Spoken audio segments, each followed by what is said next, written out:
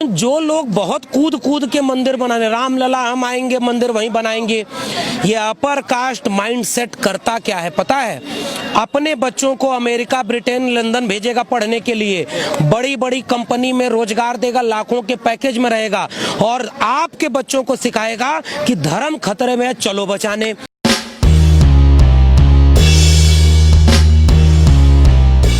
नमस्कार, मैं शंभू कुमार सिंह और आप देख रहे हैं निश्चल दस्तक। ये आपने एक वीडियो देखा होगा जो मोन्टाज चला उससे पहले, उसमें लक्ष्मण यादव दिल्ली यूनिवर्सिटी के प्रोफेसर, उन्होंने बहुत सटीक बयान दिया है राम मंदिर को लेकर, जो आज अयोध्या में राम मंदिर बन रहा है।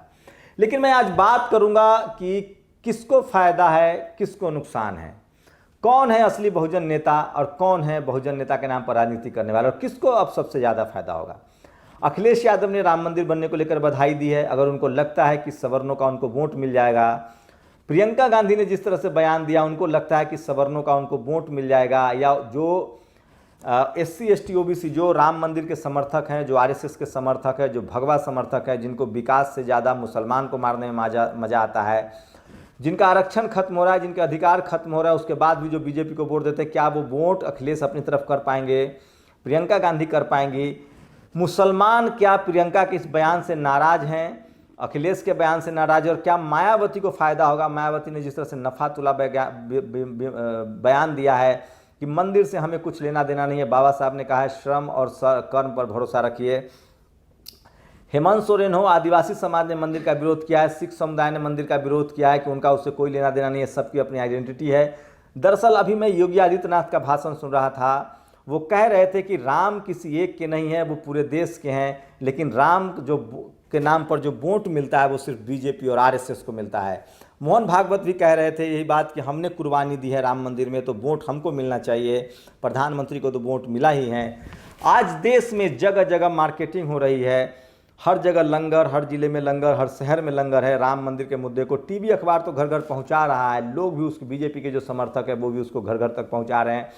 तो इससे किसको फायदा होगा, किसको नुकसान होगा? क्या प्रियंका गांधी ने जो बयान दिया है, क्या अब उस पर मुसलमान भरोसा करेंगे? क्या कांग्रेस जिस तरह से मुसलमान की हितैषी बन रही थी, क्या कांग्रेस को मुसलमान अब कांग्रेस को वोट देंगे? क्योंकि जिस तरह से प्रियंका गांधी ने हिंदू कार्ड खेला है, इससे पहले राहुल गांधी लगातार मंदिर जा रहे थे, तो क्या लगता है आप लोग को जो बीजेपी RSS के समर्थक है वो कांग्रेस को वोट दे पाएंगे, चाहे वो सवर्ण हो, चाहे SC ST के हिंदूवादी समर्थक हों?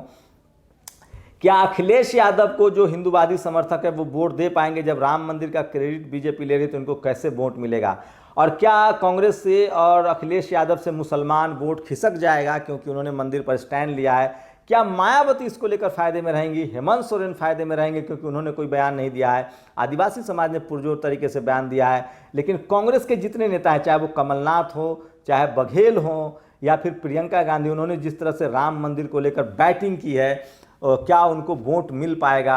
आप लोग की प्रतिक्रिया का हमें इंतजार रहेगा। मायावती ने बहुत संतुलित बयान दिया। मैं फिर कह रहा हूँ, SC ST OBC और माइनॉरिटी को सबसे ज़्यादा नुकसान इस देश में अगर राजनीतिक रूप से हुआ है तो वो राम मंदिर मुद्दे की वजह से हुआ है, क्योंकि राम मंदिर मुद्दे की वजह से विकास, हॉस्पिटल, सरकारी स्कूल, सरकारी अस्पताल, पढ़ाई लिखाई का मुद्दा पीछे छूट गया।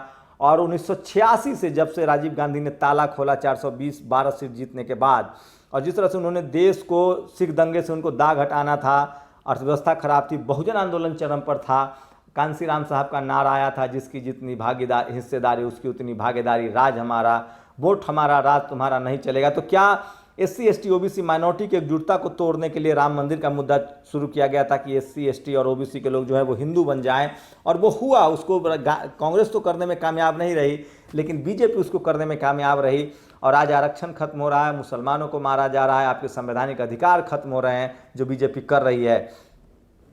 तो कहाँ चूक रह गई है? क्या हमारे नेताओं ने जिस तरह से मान्यवर कांसीराम साहब ने जगह जगह फूले पेरियार अम्बेडकर के मेला लगाए, वो चूक हो गई? क्या आदिवासी समाज ने, चाहे वो तिलका मांझी हो, चाहे बिरसा मुंडा हो, चाहे सिद्धो कान्हो हो, उनके आंदोलन को कहीं रोक दिया? तो ये सब समझना पड़ेगा। क्या देवीलाल का आंदोलन, चौधरी चरण सिंह का आंदोलन, सर छोटू राम का आंदोलन हो, किसानों का आंदोलन जो है वो खत्म हो गया राम मंदिर में, लेकिन इसके लिए असली गुनहगार कौन है? क्या लगता है आप लोगों को कि क्या मायावती, मुसलमान अब किसके साथ जाएंगे? ओवैसी ने जिस तरह से आज बयान दिया वो काबिल तारीफ है। उन्होंने साफ साफ कहा है कि मस्जिद हमारा जरूर शहीद हुआ है, और 6 दिसंबर को ही मस्जिद ढाया गया था जब बाबा साहब का परिनिर्वाण होता है, तो क्या अम्बेडकर को भी उसके बहाने भुलाने की कोशिश की गई? राजीव गांधी ने इस देश में रामायण महाभारत चलवाया, घर घर तक पहुंचाया, तो इसके लिए सबसे बड़ा गुनहगार तो राजीव गांधी थे, जिन्होंने विकास की राजनीति के बदले मंदिर की राजनीति को चुना, धर्म की राजनीति को चुना। बीजेपी ने उसका माइलेज लिया, बीजेपी आज फायदे में है।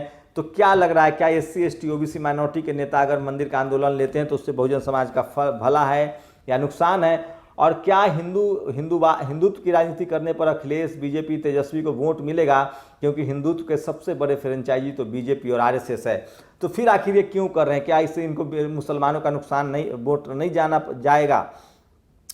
इस मामले में मायावती सबसे ज़्यादा आगे बढ़ती दिख रही हैं। उन्होंने, जो लोग कह रहे थे कि मायावती RSS की एजेंट है, कांग्रेस की एजेंट है, वो अब प्रियंका गांधी पर क्या कहेंगी? उनके पिता के रास्ते पर वो चल रही हैं, तो क्या SC ST OBC माइनॉरिटी के मुद्दे पर हेमंत सोरेन, तेजस्वी यादव, लालू यादव, मायावती ही ज़्यादा मजबूत हैं? प्रियंका सिर्फ राजनीति कर सकती हैं, पॉलिटिकल स्टंट कर सकती हैं, लेकिन वो मुद्दे के साथ नहीं आ सकती हैं। तो मैं फिर कह रहा हूँ कि ये जो बहुजनों की राजनीति है, जो SC ST OBC माइनॉरिटी के हितों की राजनीति है, उसमें कहीं ना कहीं मुसलमानों की जो हितों की बात है, उसमें कहीं ना कहीं प्रियंका गांधी चूकती हुई दिख रही हैं। और इसका फ़ायदा मायावती को मिल रहा है, अखिलेश को मिल रहा है, तेजस्वी यादव को मिल रहा है, हेमंत सोरेन को मिल रहा है। जिस तरह से अखिलेश यादव ने भी ट्वीट कर दिया है, तो मुसलमान उस पर क्या रिएक्शन करेंगे, ये तो देखने वाला होगा। लेकिन कांग्रेस के जो प्रियंका गांधी ने बयान दिया है, कांग्रेस के नेता जिस तरह से कमलनाथ ने बयान दिया है, जिस तरह से भूपेश बघेल ने बयान दिया है, मुस्लिम समाज को लगने लगा कि कांग्रेस ही बीजेपी है और बीजेपी ही कांग्रेस है। लेकिन एक बात समझना पड़ेगा, चाहे मायावती हो या चंद्रशेखर रावण हो, इन तमाम लोगों ने कोई बयान नहीं दिया है और बहुजन आंदोलन को लेकर चल रहे हैं। मान्यवर साहब कांसीराम के विचारों को चल रहे हैं। सोचिए, राम मंदिर के आंदोलन से मान्यवर कांसीराम साहब के विचारों को राजीव गांधी ने रौंदना चाहा था, वो कामयाब नहीं हुए थे, वो खुद खत्म हो गए। शायद इसीलिए मायावती कहती हैं कि जब तक कांग्रेस खत्म नहीं होगी तब तक बहुजन आंदोलन शुरू ही नहीं हो सकता या बहुजनों की सत्ता ही नहीं आएगी।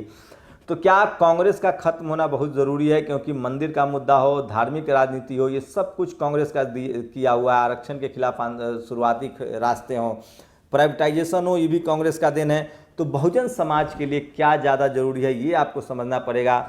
और क्या प्रियंका गांधी को वोट मिल पाएगा मुसलमानों से? मुसलमान इसको लेकर कैसे देखते हैं कि प्रियंका गांधी ने जो बयान दिया है, कांग्रेस ने जो बयान दिया? सोचिए, अगर यही किसी नेता ने, अखिलेश यादव ने, तेजस्वी यादव ने या मायावती ने या हेमंत सोरेन ने बयान दिया होता, तो पूरी कांग्रेस जो है उसको बीजेपी का छोटा भाई, प्रियंका गांधी ने मायावती जी को स्पोक्स पर्सन कहा था, जबकि उन्होंने अपनी विधायक की बात कही थी राजस्थान में। सोचिए, 119 से ज़्यादा विधायक जो हैं वो बीजेपी में चले जाते हैं, कांग्रेस के सारे नेता बीजेपी में चले जाते हैं। तो कौन है कांग्रेस बीजेपी का बी टीम? कांग्रेस या सपा, बसपा, RJD या JMM? आप लोग की प्रतिक्रिया बहुत जरूरी है कि बीजेपी का असली बी टीम कौन है। और राम मंदिर का मुद्दा भारत में कांग्रेस ने लाया, उससे सबसे ज़्यादा SC ST OBC को नुकसान हुआ। तो क्या कांग्रेस बीजेपी एक ही है? आप लोग की क्या प्रतिक्रिया? और प्रियंका गांधी ने जो स्टैंड लिया उससे साफ हो गया कि क्या वो मुसलमानों को बचा पाएंगे, मुसलमानों के हितों का। जब पिछली बार चुनाव हार गई थी कांग्रेस, तो उसने एक मंथन किया था, उसमें एक एंट्री ने कहा था कि हम मुसलमानों की वजह से चुनाव हारे हैं, मुस्लिम तुष्टीकरण का जो हम पर आरोप लगा है। और क्या SC ST OBC के नेताओं को अब भी लगता है कि उनको जब जो सवर्ण समाज भी कांग्रेस को वोट नहीं दे सकता है, क्या वो जो सवर्ण समाज ममता बनर्जी को वोट नहीं दे सकता है, जो सवर्ण समाज नवीन पटनायक को वोट नहीं दे सकता है, जबकि वो सब सवर्ण हैं?